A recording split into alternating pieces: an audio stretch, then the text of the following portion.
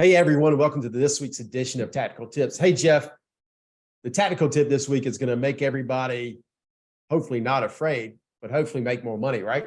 Yeah. We're going to bring you guys a tactical tip from this week's episode. It's the best kind of 60 seconds from our podcast this week.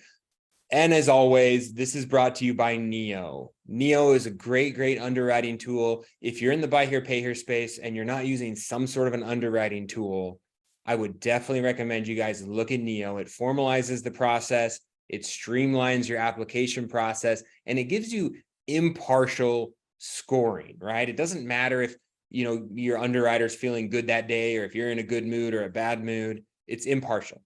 It's impartial, and you probably can throw away your CRM. It's got such great back-end reporting. We're just diving into that now.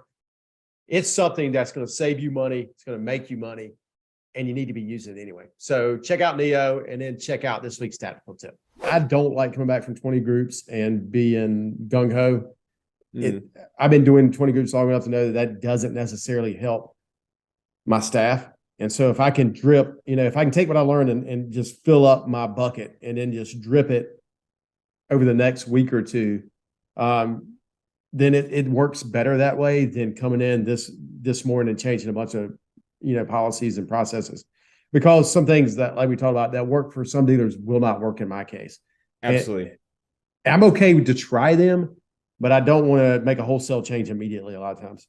And what's interesting, two things on that, is you're saying sometimes you do think through things and you do have the brains and the insight to see it, but you don't have the courage to do it. And that's, I think, a lot of dealers are like, oh man, I really should steer into this part of the market, or I really think this might be a good idea if I go this direction or change this thing, but you don't have the courage to do it. So when you go to the 20 group and you see other dealers that have had the courage or have had success, it gives you that little nudge to come home and maybe make that change